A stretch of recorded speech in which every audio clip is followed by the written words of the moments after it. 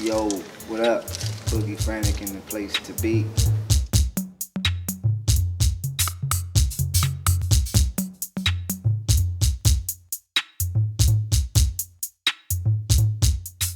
This is where I tell everybody my name, my crew, and my age.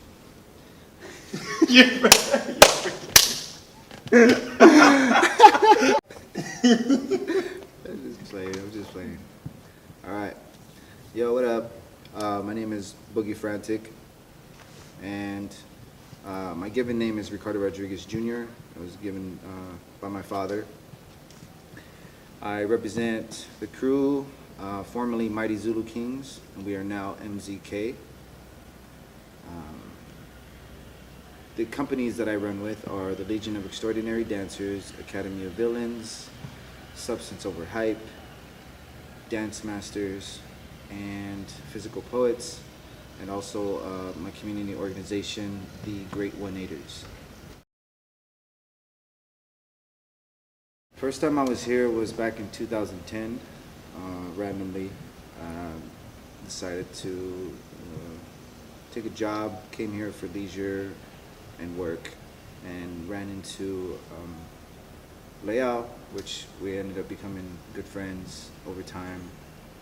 Set up some workshops and got to visit Rotterdam and Eindhoven, right? And Amsterdam, while I was staying in Amsterdam.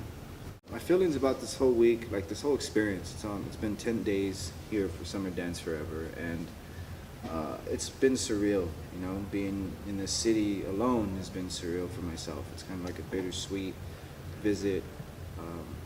And just enjoying the fact that, you know, I get to really be myself and be who I am.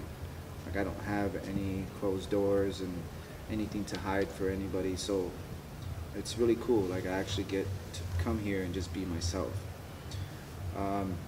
It's partially been a slight bit lonely, but I think that's kind of my own fault. I've been kind of isolated from, like, sort of joining the event full time, like throughout the whole days. But I also feel it's because of the emotions that I'm going through just being here. So that's kind of why I've been like a little bit almost separate, but still with the people. You know, whenever I get the chance, like I'll talk to everybody and hang out and go to eat, and do something, and hang out during the evening, talk with other people. But it's really amazing because I'm getting a lot of like young dancers like coming up to me asking me like huge questions, you know, like huge questions, like life-changing questions. Like literally, my answer will, you know, dictate the rest of their life kind of questions. So it's been pretty deep. Like, I've been having to really be cautious about what I say, how I say things, and not that I can't be myself, and that's not who I am. It's just I realize, you know, like these people are really searching for something, and dance is like also becoming partially commercial now, to where these events aren't so, you know, as fun, but they become fun. I mean, they're still fun. Everybody's enjoying dancing and all that, but people seem like not to win, so they kind of get disappointed in themselves, and it changes their whole, you know, idea about what an event is. So I feel like the competitive nature is kind of souring the actual culture a slight bit, because people are feeling that they have to be accepted in some way or another. So it's good, you know, it's like pros and cons, you know. Pros is obviously you get to see amazing dancers come. I got to judge with Rashad and Juan, and that was like really dope experience. Like the fact that, you know, our styles are completely separate.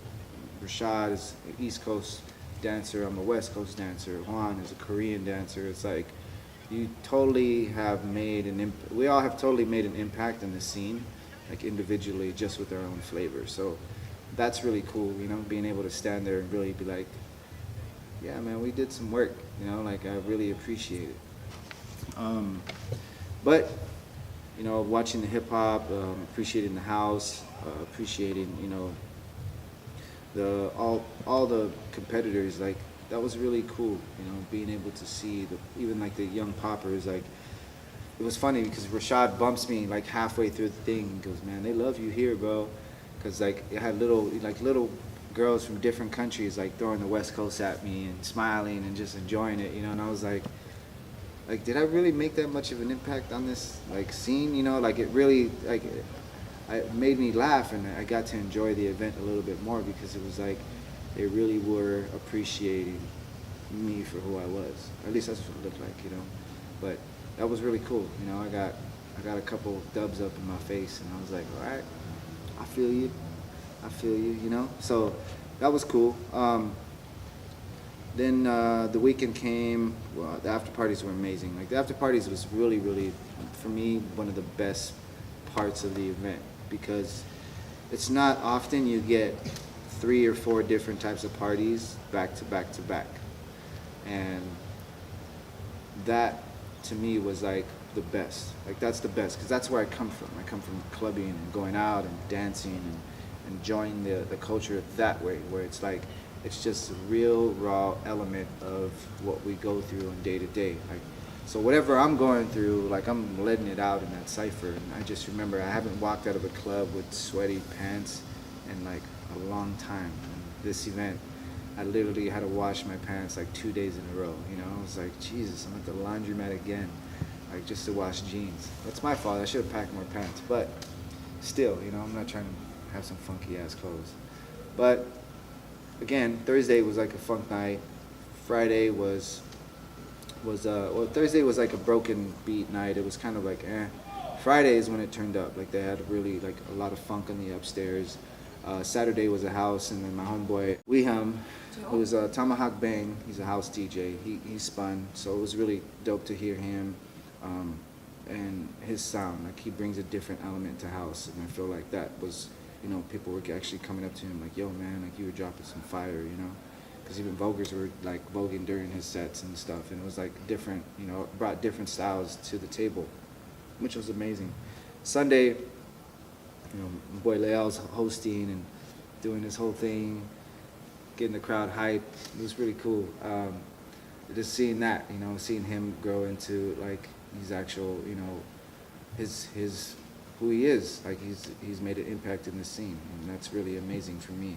Like to see that, you know, him going from a dancer wondering if, you know, this is what he wants to do to like he's just doing it for the fun of it and the love and supporting. He's actually holding the mic, hosting the whole club. So that's really amazing. But then, you know, we got to see some battles and stuff, and that's really was the impact for me. And that brought me back to the essence of like, yes, this is why we are here. Because we are here to just express, you know. And it was really dope. Like that experience alone allows me to connect with dancers from all over the world. And I feel like we get to connect more that way because we're all, you know, busting our asses dancing in the cypher and just letting it all out. Like we're thankful for this moment, you know, like we literally didn't want to leave Saturday. I made a little Instagram video where it was like we just kept screaming and yelling for no reason. Everybody was just on that vibe. They were high off of dancing, you know. So it was really amazing. Sunday is the same. Like nobody wanted to go. Everybody wanted to still chill, hang out, and kick it. The past 3 days have been like just nonstop classes, and that has been like the most draining part because I'm talking and trying to really reach my students. When I start my classes now, I notice that I'm trying to really show them that I'm here to teach them. I'm not here to be like, hey guys, look at me, like let's follow along. Like I really want to actually reach them and challenge them, because I feel like if I'm a teacher, I need to be challenging my students anyways. Like that's the key, you know, like are you really learning this, or are you just here to just look at me, you know? Like what's your purpose? Like find your purpose. I'm here to help you find your purpose. You know, so that was really cool. Like a lot of the first few classes, people were really like starting to realize that I'm here to be that teacher, to show them like you can really come up with all types of ways to approach this dance and not stick to just one thing and not look like everybody else, you know. So, and that to me is like, I feel like having that responsibility is huge. You know, it's a heavy weight on my shoulders because I'm not used to talking so much. And I do like to talk, but I'm not used to talking so much. I got a very soft-spoken voice, so I'm not one of these guys that's like always in your face and super energetic and always talking. No, like it's just me giving myself 100% to this moment, you know, and hoping that these kids or these adults and these people like wanting to find a better excuse to pop, like find more than just a better excuse. Like they actually find more of a purpose to feel the music, to understand, to listen to the music, to play with sounds, to, you know, break down barriers that they're keeping themselves from growing as just a dancer. So that's really been like a huge impact. And the feedback that I'm getting from these students is like the questions don't stop. Like I walk in my class, there's questions. I walk out of class, there's questions. I walk down the street, there's questions. It's like consistent teaching every day. And I'm not tired of it, to be honest. I'm like actually like, I need a break. Like give me just a moment to breathe and get my thoughts together. But it's like, you know, I know taking on this responsibility as like even just a dancer or what people would call me as like a celebrity dancer, like it's a huge responsibility. And I feel like for some of us to shine on these young kids and just push them away is kind of whack, you know. I feel like everybody kind of needs that attention. And I notice now, like, we're all lost, you know, we're all lonely, we're traveling, we're not home. Some of us are, but we're still not home because you're surrounded by people from other countries. So you're kind of like, you're understanding like these people they need something, you know, we all need something. And I feel like that's what dance and this culture like brings, you know, it makes people feel accepted, you know. And it's like, and to me I feel like when you look for that, it's kind of like a slap in the face. But I feel the harder you work, the more you just become a part of what we are, you know. And that to me is a huge key for anybody. Being myself in the States is already set and done, you know. Like it's kind of like here, being somewhere else, usually you're kind of very protective and you're not really opened up to people. But for here, I feel like like even here or anywhere, like anywhere across the world, the fact that I'm traveling a lot more, like it just allows me to open up and be myself and be comfortable being that way. But there's certain countries where they don't speak English and I don't speak their language or native language, so they don't understand what I'm saying. So sometimes when I'm asking them, hey, ask me a question, you know, I want to teach you, they're looking at me like I don't know what to ask you, you know, because they don't know how to articulate in English, or they're shy because they're like, they've never had a teacher challenge them that way, you know. So it's there's like some countries where it's been a rough road. Like I don't get any questions at all, and then I don't get inspired to teach because I'm sitting there going, they just want to follow what I'm doing, you know. It's like that's not who I am. Like no way. Since day one, like I wasn't even gonna be a teacher for this because of that. Like, I didn't want to be one of these guys that just teaches people to follow the leader, you know. It's like you can do that anywhere. You can do that on YouTube. You can do that at home.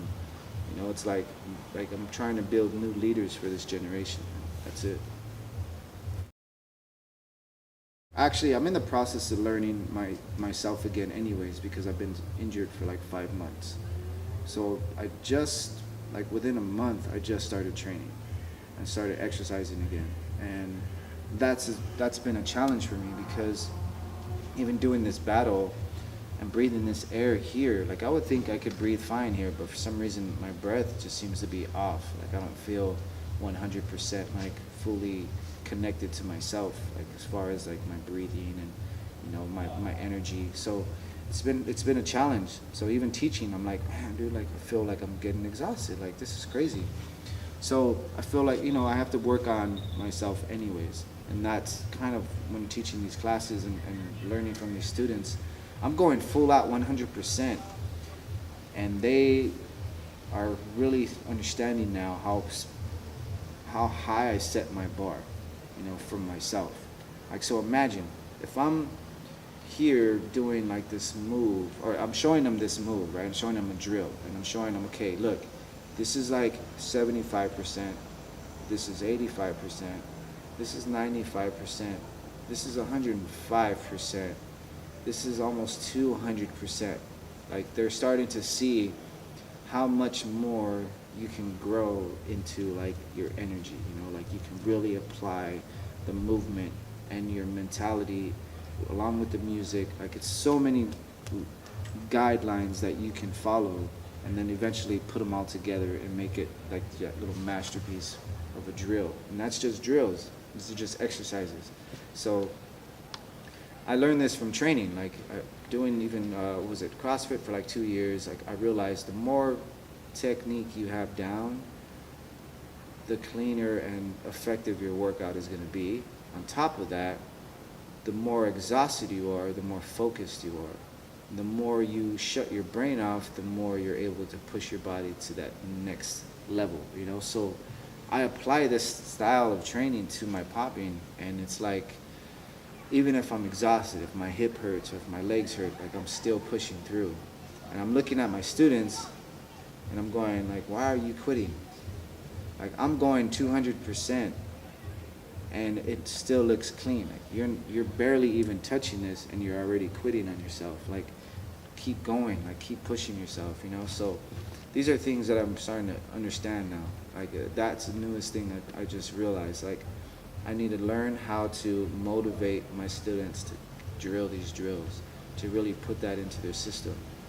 And one of the things that they expressed to me was how high I set the bar, you know, when it comes to animation and control and applying the body on these levels. It's like, did I really set it that high? Like I was really questioning, like, damn, like is it too rough, or is it like, you know? And I'm like, you know what, I'm just gonna stick with it. Like it obviously seems to work, everybody seems to appreciate it, so I'm gonna keep going with it. But yeah, those are kind of the things I learned this week.